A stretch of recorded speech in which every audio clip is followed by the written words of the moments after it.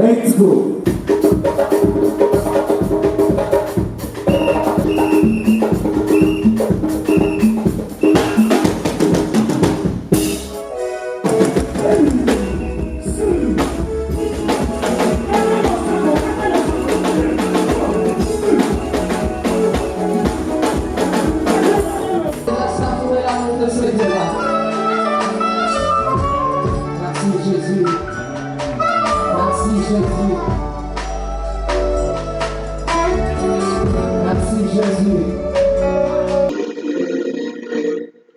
Mes chers compatriotes, le 30 juin de chaque année est un moment légitime pour nous tous de célébrer l'accession de notre pays à la souveraineté nationale et internationale. C'est aussi l'occasion de revisiter le chemin que nous avons parcouru ensemble, de prendre la mesure des défis au plan politique, économique et social, afin d'arrêter les voies et moyens d'offrir un meilleur avenir à notre progéniture. Il y a 60 ans, nos pères fondateurs, parmi lesquels Joseph Kasavubu et Patrice Lumumba, sont parvenus à concrétiser la profonde aspiration du peuple congolais à l'émancipation. Nous gardons tous en mémoire la belle histoire du 30 juin, celle de nos deux héros aux tempéraments différents, mais tout aussi déterminés pour la cause de l'indépendance. À cet égard, il me paraît juste, 60 ans plus tard, de réconcilier ces deux approches et d'élever Joseph Kasavubu, longtemps oublié, au rang largement mérité de héros national. Dans le même ordre d'idées, je viens de signer l'ordonnance portant nomination du maire et du maire adjoint de Lumumba-Ville dans la province du Sankuru, rendant celle-ci effective et opérationnelle. Le Congo, ce pays voulu et créé sans nous 75 années plus tôt à Berlin, nous l'aimons et nous le chérissons, unis par le sort et ayant en partage une longue histoire commune, faite de joie, de larmes, de sueur et de sang. Sans équivoque, nos pères ont fait le choix de l'indépendance, de la dignité et de la solidarité nationale, tout en étant conscients du risque encouru par le pays, car à son devenir économique et social, faute d'une préparation adéquate de la jeune nation. L'effondrement du socle de confiance intervenu entre les acteurs politiques nationaux dès le lendemain de la proclamation de notre indépendance est le résultat combiné de l'inexpérience, de la jeunesse, de la classe politique et du jeu malsain des convoitises extérieures. Ce départ raté a conduit notre pays, un pays aux promesses pourtant exceptionnelles, dans une descente aux enfers qui a pu paraître interminable et qui n'a épargné aucun secteur de la vie nationale. Déjà avant l'indépendance, dans son discours visionnaire d'Accra en décembre 1958, Patrice Lumumba nous invitait à nous opposer de toutes nos forces à la balkanisation du territoire national sous quelque prétexte que ce soit. Effectivement, comme un serpent de mer, la menace de la balkanisation aura traversé l'histoire de ces 60 dernières années, la rendant tumultueuse et trouble sous l'instigation de puissances extérieures en complicité avec des enfants du pays et des pays voisins.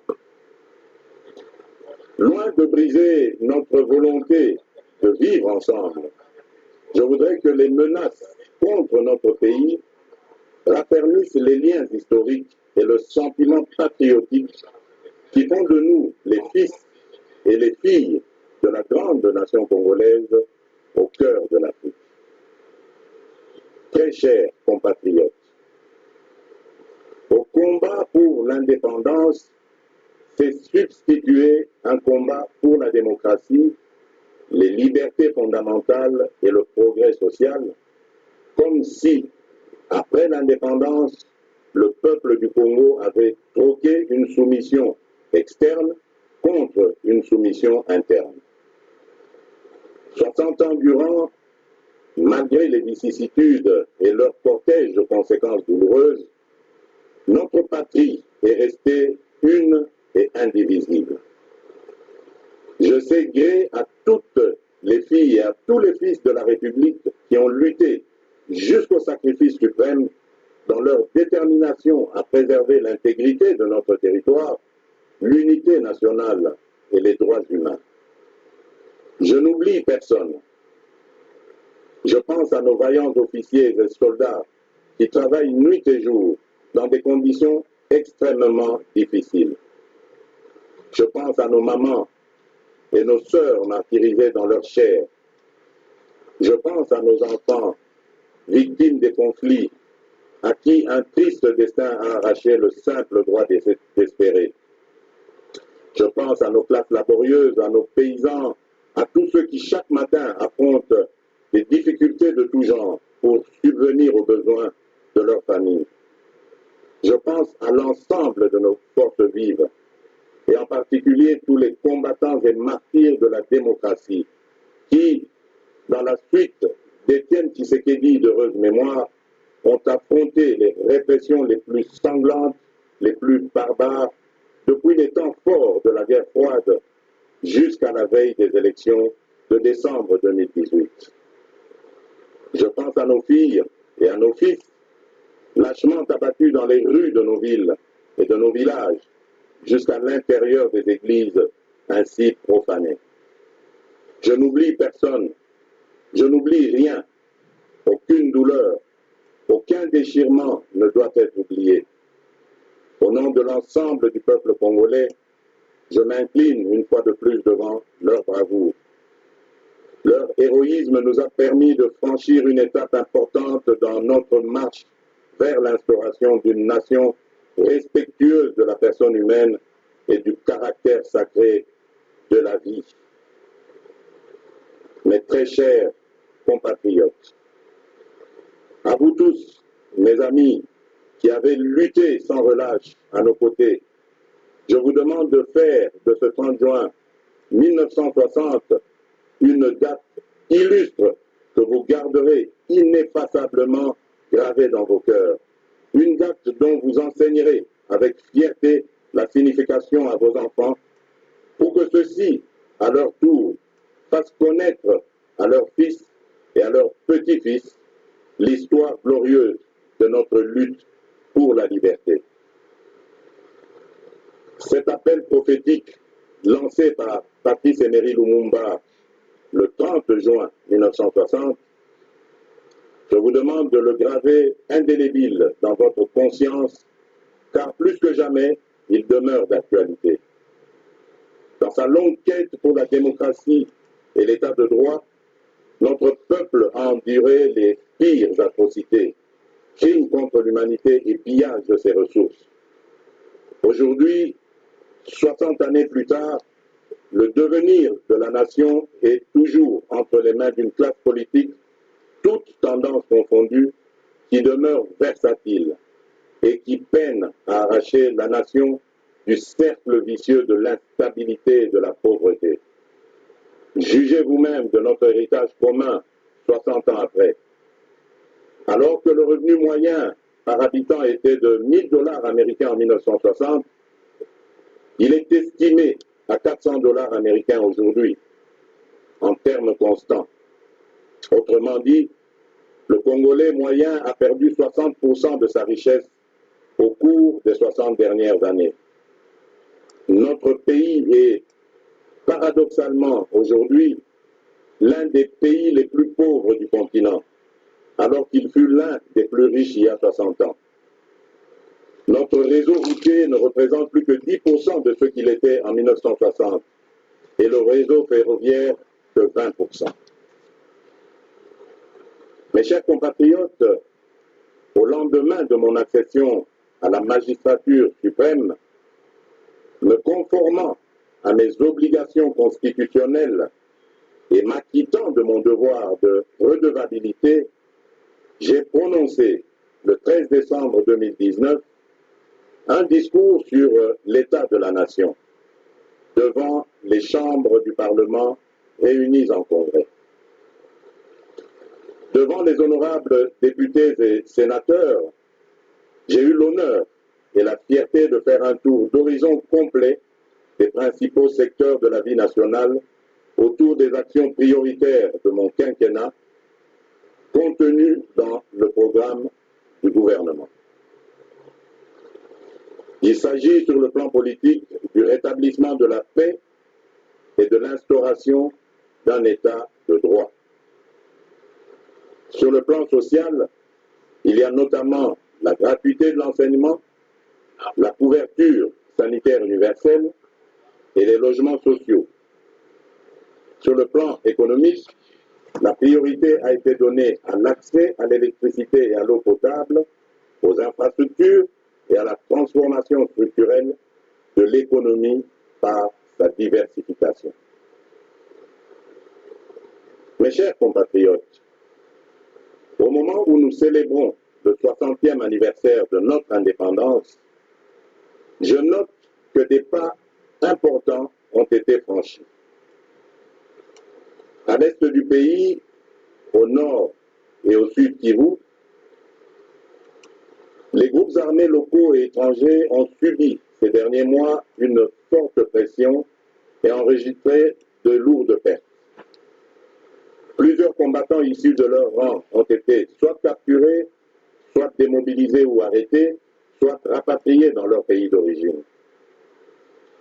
Les ADF sont à ce jour nettement affaiblis et délogés de tous leurs sanctuaires dans le territoire de Béni. L'armée réussit à déjouer plusieurs attaques terroristes de cette force du mal qui, de manière très isolée, mène des attaques ciblées contre les populations civiles. Je salue les efforts de nos officiers et de nos troupes sur le terrain et ma détermination d'en finir reste vive.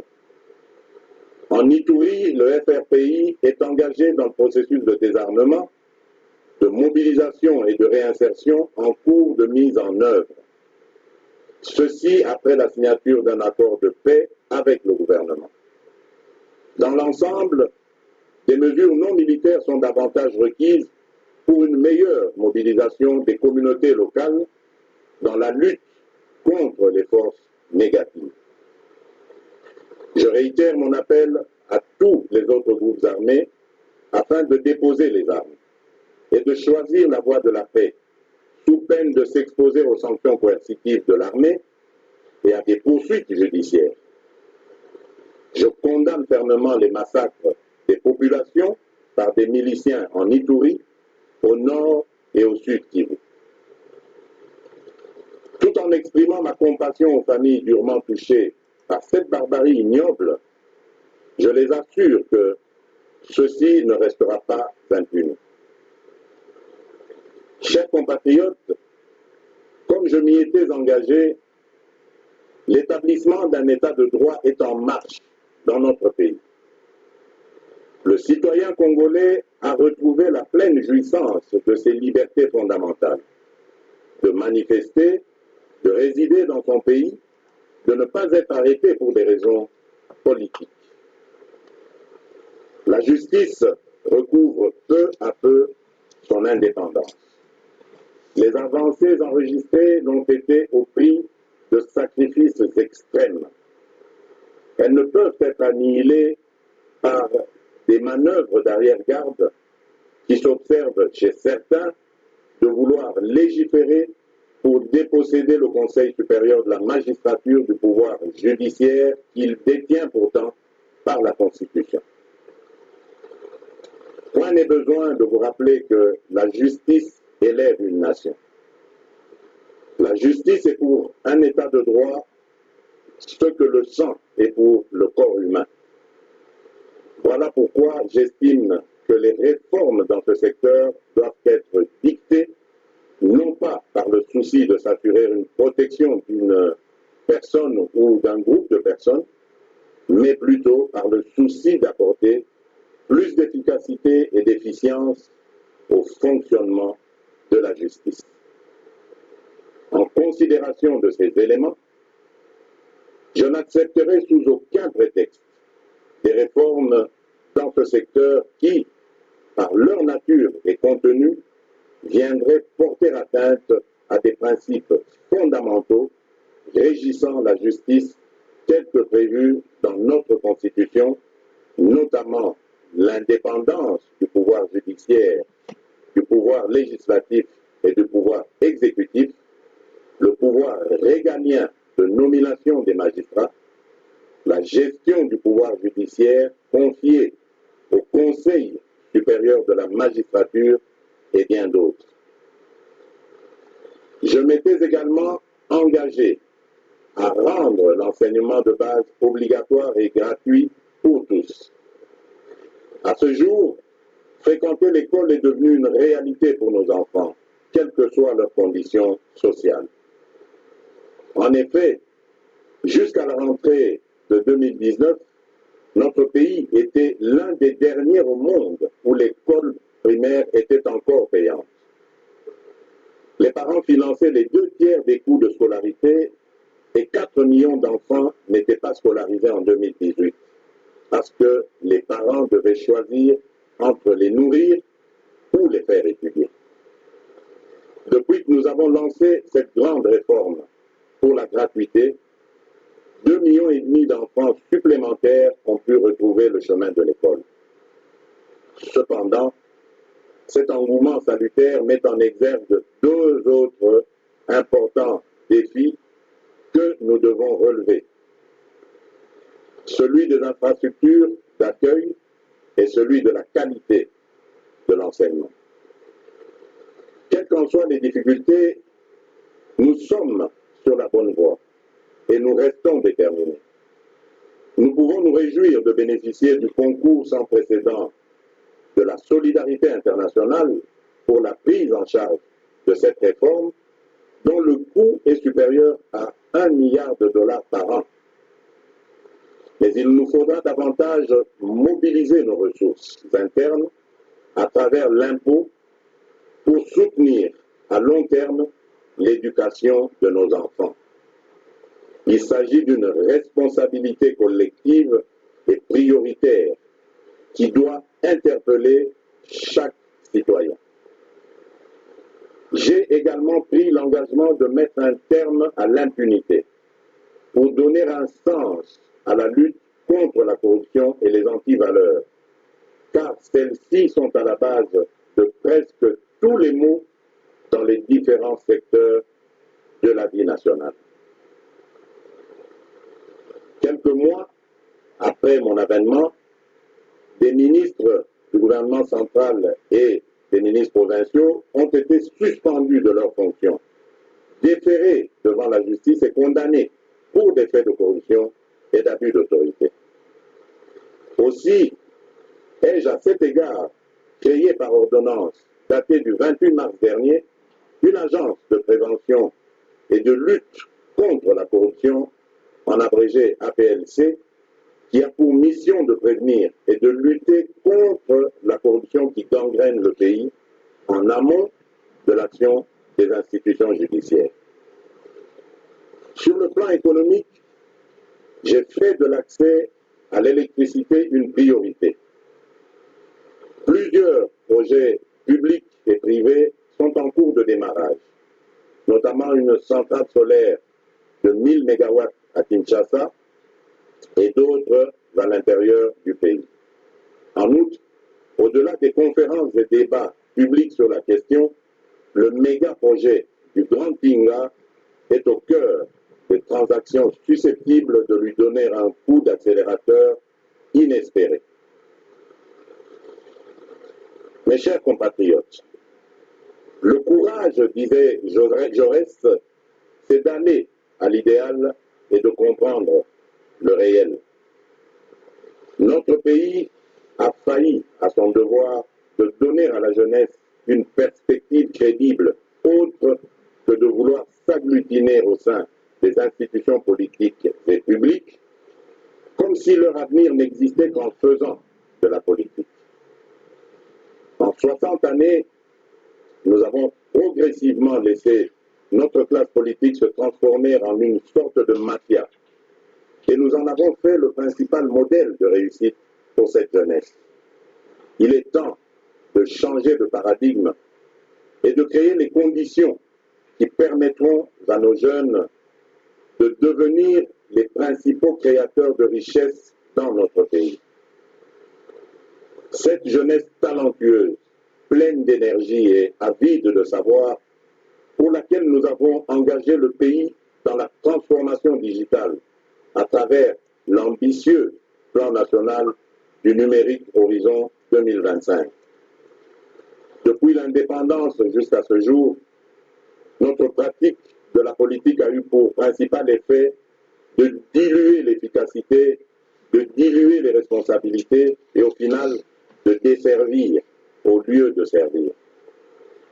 La lutte contre l'impunité, contre la corruption et les antivaleurs constitue les éléments centraux de ma stratégie, sans lesquels tout réel espoir de changement est impossible.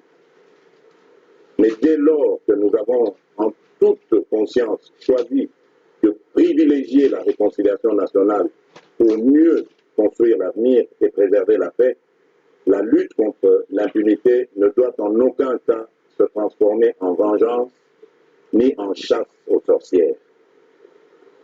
De même, aucune réconciliation crédible ne peut être envisagée si nous continuons avec les pratiques anciennes de la corruption, de la ruse et du crime.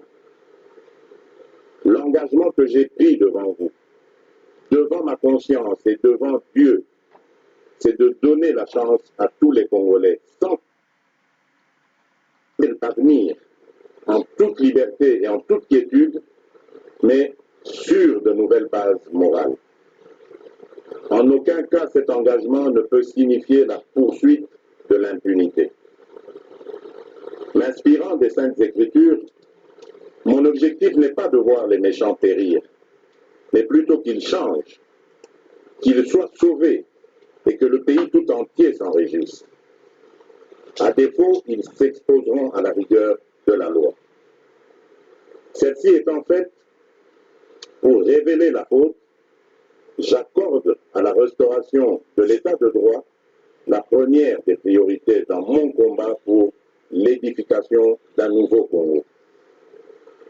J'ai entendu certains parler avec ironie ou crainte de la République des juges. La réalité est plutôt que le pouvoir judiciaire demeure confronté à de nombreux défis en termes de ressources, de capacités et d'indépendance. La République démocratique du Congo ne compte actuellement qu'un magistrat pour 28 000 habitants, alors qu'un ratio minimum de 1 magistrat pour 5 000 habitants est considéré comme étant la limite de la couverture requise par les standards définis par l'Association internationale des magistrats. La dernière grande vague de recrutement des magistrats en République démocratique du Congo date de 2011. Nous avons donc un grand retard à rattraper. Mes chers compatriotes, j'ai à cœur l'ensemble de vos aspirations pour un Congo meilleur, un Congo paisible, plus juste et plus équitable. Qu'il s'agisse de la réforme en cours de la justice, que je compte poursuivre et approfondir, de l'indispensable rattrapage en matière d'infrastructures de base, de l'accès à la santé, de la pacification intégrale du pays ou de la préservation de l'environnement, le Congo a grandement besoin de ressources et de méthodes pour poursuivre avec succès la mise en œuvre du programme pour lequel vous m'avez élu. Je souhaite que l'expérience douloureuse révélée au cours du procès en rapport avec le programme des 100 jours tourne définitivement la page de la longue série de projets et programmes qui, à travers l'histoire de notre pays, ont donné lieu à d'importants coulages des ressources publiques en toute impunité. Je pense notamment au projet de Bukanga-Lonzo, aux multiples cessions d'actifs miniers, aux projets de construction d'infrastructures routières, aéroportuaires et j'en passe. Le défi du Congo, le défi du peuple congolais, c'est de sortir de la répétition pour s'inventer un destin. À tout prix, nous devons y parvenir et nous allons y arriver. J'appelle le gouvernement de la République à engager des réformes sur l'ensemble de la chaîne de la défense, afin que nos ressources publiques soient désormais mieux préservées et mieux utilisées. Mes chers compatriotes, alors que nous nous étions engagés à faire de 2020 une année d'action décisive, la force du destin a fait coïncider cette année du 60e anniversaire avec l'une des crises sanitaires et économiques les plus intenses que notre civilisation ait connues, l'apparition de la Covid-19. Cette crise est également un rappel à l'humilité que nous devons adopter face à l'accélération imprévue du mouvement de l'histoire. La Covid-19 qui affecte aujourd'hui tous les continents et qui frappe indistinctement tous les habitants de la planète représente la plus grave crise sanitaire qu'ait connue le monde depuis la grippe espagnole. Toutes les certitudes idéologiques sur lesquelles est fondé l'ordre économique mondial sont aujourd'hui remises en question. Pour s'adapter à cette nouvelle donne et offrir à ses États membres la possibilité d'investir massivement dans la lutte contre la Covid-19, l'Union européenne ainsi que la Banque centrale européenne ont revu et assoupli de manière exceptionnelle leurs règles et pratiques en matière budgétaire et d'endettement. Lorsque notre pays a été frappé à son tour par cette pandémie de Covid-19, j'ai, dans mes messages des 18 et 24 mars 2020, annoncé les mesures de prévention et de protection contre ce virus, en même temps que j'ai déclaré l'état d'urgence conformément aux dispositions pertinentes des articles 85, 144 et 145 de notre Constitution. La pandémie du coronavirus nous a une fois de plus rappelé à quel point nous étions dépendants de l'extérieur et combien nous pouvions être vulnérables à cause d'un système de santé déficient. Et pour atténuer les impacts immédiats de la Covid-19 dans notre pays, j'ai immédiatement engagé le gouvernement à prendre des mesures pour assurer la prise en charge sanitaire des personnes affectées par la pandémie ainsi que pour garantir la continuité de l'approvisionnement du pays en denrées de première nécessité. L'ensemble de ces dispositions ont permis de réduire très sensiblement le taux de létalité de la pandémie dans notre pays. Celui-ci est passé de 10% de décès dans les premiers jours à moins de 2,5% actuellement. Au niveau économique, la pandémie nous a rappelé l'excessive dépendance du pays vis-à-vis de l'extérieur. Ainsi, quelques grands projets agricoles ont été initiés pour renforcer notre autosuffisance alimentaire. 33 000 hectares à travers le pays ont été affectés aux cultures vivrières et commencent à produire leurs premiers résultats, dont 3 000 tonnes de riz à Kimpese, 4 000 tonnes de paddy à Nkuni. Nous attendons de récolter et transformer bientôt le manioc planté sur 800 hectares à Wangata. Afin de consolider cet élan sur les plans sanitaires et économiques, j'ai lancé le 18 juin 2020 un programme multisectoriel d'urgence dont le coût est estimé à 2,6 milliards de dollars américains. Il va sans dire que dans ce contexte de crise, il est également urgent de procéder à des économies partout où nous pouvons en réaliser, en commençant par les institutions politiques afin de dégager des marges de manœuvre budgétaires supplémentaires pour assurer les dépenses sociales en faveur des catégories les plus fragiles. Mes chers compatriotes, À sa création, en marge de la conférence de Berlin en 1885, notre pays a été baptisé État indépendant du Congo. Loin de pouvoir caractériser la souveraineté des peuples qui y habitaient et qui venaient d'être soumis à un régime de colonisation, cette dénomination a symbolisé la volonté de son propriétaire d'alors, le monarque belge Léopold II, de transformer notre pays naissant en zone de libre-échange économique au profit des puissances occidentales de l'époque. C'est ainsi que notre pays a toujours été un centre d'enjeux planétaires qui le dépasse, au point que c'en est devenu son ADN, la source de ses joies et de ses peines.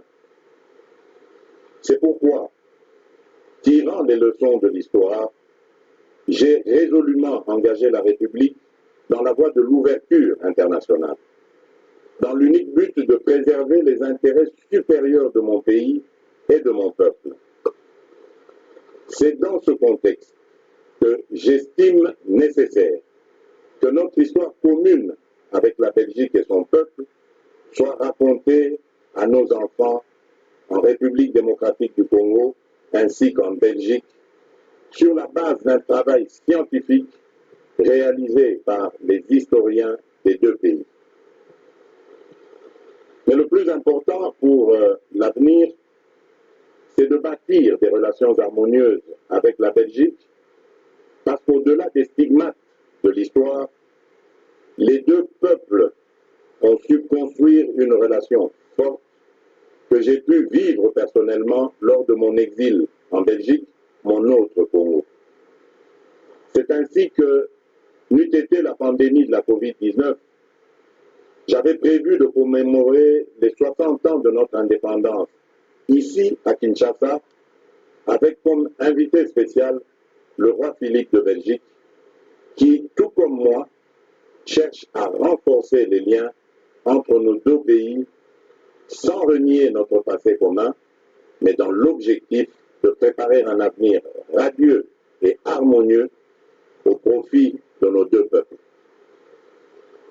J'ai parcouru le monde durant ces 17 derniers mois pour porter mon message, que dis-je, notre message, celui de l'aspiration du peuple congolais à la paix, une paix sincère et durable avec tous, dans le cadre d'une coopération économique fondée sur des intérêts mutuels bien compris. J'ai reçu partout un accueil enthousiaste, parfois au-delà de mes attentes. Et la voix de la République démocratique du Congo dans le concert des nations compte désormais plus qu'avant. Notre pays, naguère victime de guerres d'agression, assure désormais des médiations de paix et offre ses bons offices, notamment entre l'Égypte et l'Éthiopie, en rapport avec le différend relatif aux eaux du bassin du Nil, ou encore aux côtés de l'Angola, pour la recherche de la paix entre le Rwanda et l'Ouganda dans l'intérêt de la paix dans l'ensemble de la sous-région des Grands Lacs. Les nombreux déplacements ont également hissé la coopération au développement en faveur de la République démocratique du Congo à un niveau sans précédent. Rien que pour la Banque mondiale et le Fonds monétaire international, depuis février 2019 jusqu'à ce jour, notre pays a mobilisé plus de 3,4 milliards de dollars en dons et en prêts approuvés par ces deux institutions, desquels environ 1 milliard ont déjà été décaissés. Au niveau bilatéral, les nouveaux engagements financiers générés en faveur du Congo à la suite de cette intense activité diplomatique dépassent le milliard de dollars, dont plus de 600 millions rien que pour les États-Unis d'Amérique, pays avec lequel nous avons établi une relation privilégiée et stratégique. J'ai cependant constaté que les flux d'aide publique approuvés en faveur de la République démocratique du Congo tardent souvent à être décaissés, parfois jusqu'à 11 mois de retard, à cause des pesanteurs inexplicables, voire inacceptables, liées aux formalités administratives et législatives de mise en vigueur des différents accords de dons ou de prêts. L'urgence de nos défis économiques et humains ne peut continuer de s'accommoder de tels atermoiements funestes. Mes chers compatriotes, je suis bien conscient que dans votre fierté légendaire, vous ne pouvez vous contenter d'une situation de dépendance structurelle à l'aide publique internationale. C'est pourquoi je nous invite à concentrer l'essentiel de notre fierté nationale à promouvoir le sens de la valeur du travail, la création de la richesse,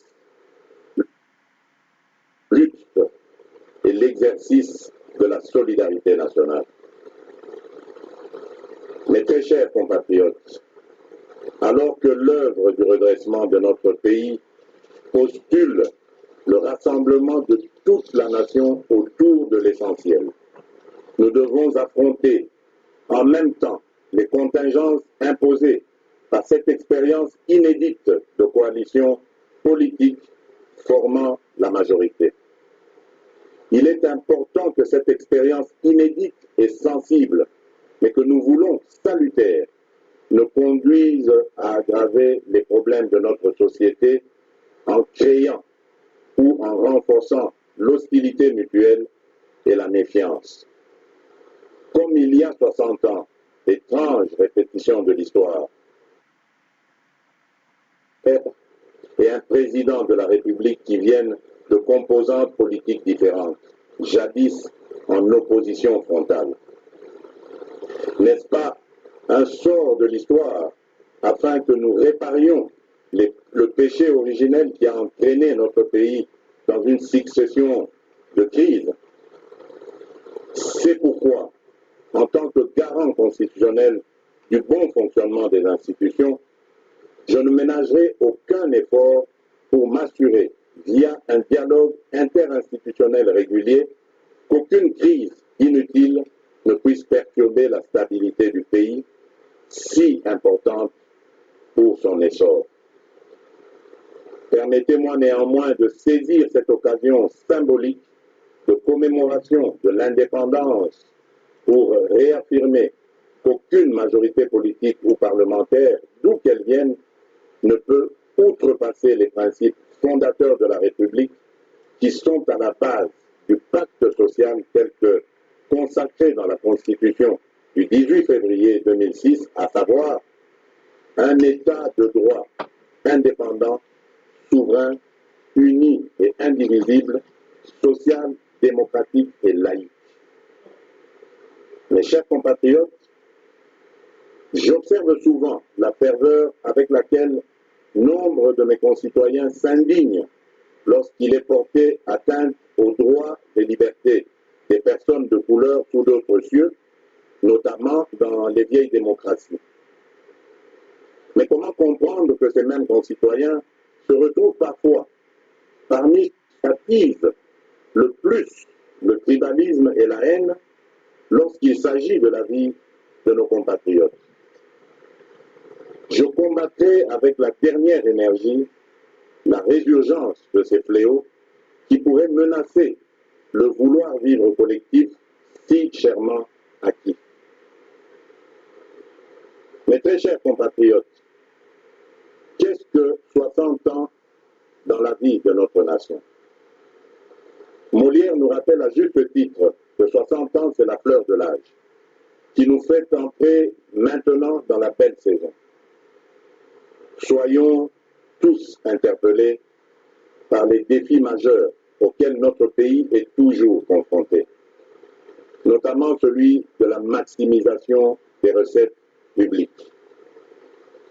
Pour assurer la réussite du programme du gouvernement, je n'ai cessé d'exhorter ses membres et mes concitoyens à œuvrer à la restauration de l'état de droit, afin d'accélérer les flux d'investissement privés, qu'ils soient internes ou externes, ainsi que pour maximiser la mobilisation des recettes fiscales, pierre angulaire des ressources publiques. Très chers compatriotes, fonder un État moderne, un État normal et vaincre la pauvreté, décréter cause nationale, constitue toujours la pierre angulaire de ma vision pour notre pays. Sur ce chemin encore parsemé d'embûches et d'obstacles, je ressens toujours au plus profond de moi la force et la détermination de mes compatriotes quand dans un écho grandissant et permanent, ils ne cessent de me rappeler leur leitmotiv, à savoir le peuple d'abord. Oui, le peuple d'abord est la boussole de notre action et la mesure de notre détermination. C'est vous dire que l'intérêt du peuple congolais constitue et constituera toujours le fil conducteur de toutes les réformes que j'entends voir le gouvernement de la République accomplir tout au long de mon mandat. À 60 ans, on n'a plus d'excuses. À 60 ans, on ne commet plus les mêmes erreurs. À 60 ans, on sort des discours creux et répétitifs et on prêche la sagesse et la droiture par l'exemple. À 60 ans, on pense à l'héritage et aux valeurs à léguer aux générations futures. Il est temps que nos ambitions personnelles viennent en dernier lieu et que les ambitions de notre pays soient notre priorité. Très chers compatriotes, c'est pour vous, avec vous et dans votre intérêt que nous allons réussir le mandat que vous m'avez confié. Bonne fête de l'indépendance à toutes et à tous. Vive la nation congolaise unie et forte. Que Dieu bénisse la République démocratique du Congo. Je vous remercie. Naolia bakiti na ba mesa. Ah, atanya ukondoko. Namona yo. Achayo na mwamba. La minito na kata pena katikata saga fufu. Oui, alors est-ce que tu bonjour. Boni. Et l'autre côté, et puis qu'il y a mon bureau à travailler tes micros. Donc, dès que tu as un galère à niveau 0. Tout ça là, boy. Moi, je suis un bon vraiment mingité. Mais nazo tchela bino moi mukio naza nango na agence moko boye Nazareta. Sarita c'est du sérieux. Oh. Maman, comment est bon donc yo pesa au futi mbongo kuna partir à poto biso to ya to jubilo. Na bengi ya Scotty. Agence moi ifungami comme nango Nazareta. Na kufie. Agence lisusu. Naka sansu mulongo kuna. Pour cela susu. Kuna eza mamba mulongo te. Ye si afuti mbongo kuna partir à poto biso tozo ke ko récupérer biloko oli. Ah tika boyeko. Yeso mona makama bongo na monte. Bat papé si mbongo kuna biloko ke récupérer biloko oli na agence ezalaka. Mais yango bandi. Maman. Leki nanga yebisi ngai mena ndimite. Na lingi na mona ki mona mbeso. Po likamba boye. Na monde na ne salamate. Mama yebisa ngai. Bapesi mbongo kuna biso to récupérer biloko kolia awa. Ya solo boutique Nazareta ezali boutique ou ezali à distribution ya produits alimentaires. Ah! Nasali poto sunga bandeko oyo même ba oyo bazana na peu de ressources comme la boîte bandeko bazana niveau à Kinshasa même avec un petit rien. Donc à partir à $10, $15. Donc so na mbongo te ndeko na poto ko sunga yo a ozika biloko kolia. Eh maman Nazareta nzamba pambola ya bakise mikole belé awa na sena mokili. Et bongo awa tozawa poto yeba adresse awa. La boutique Nazareta est ici à Obungate, toza sur avenue Monkoto numéro 1, direction Elengesa. Face à face na église catholique Saint-Vincent. Ah, direction Elengesa, Monkoto numéro 1, à face à l'église catholique Saint-Vincent. Ah, Saint-Vincent d'école. Bon numéro de téléphone, vous avez monté Déjà, vous avez un 3 numéros pour Paris, vous avez un numéro pour la Suisse, vous avez un numéro pour la Suède. Ah, Non, non, non, non, non, non. Nazareta. Nous allons la Congo Sili. Julia. Ngana kangisa kia fufu. Eh, ya modé. Yo bandika na fufu. Oui. Pour la Nazareta. Tu as un système en bimbi. Na mbongo shingom. Bon, ok. Vous allez Silio. Ça c'est du sérieux.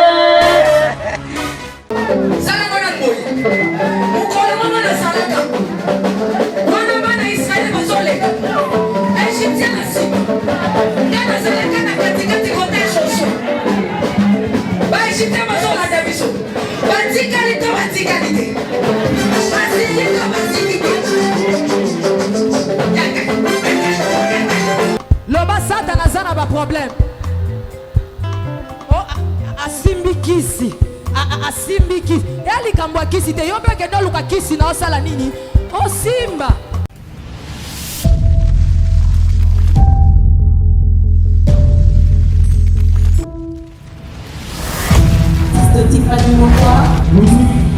Let's go.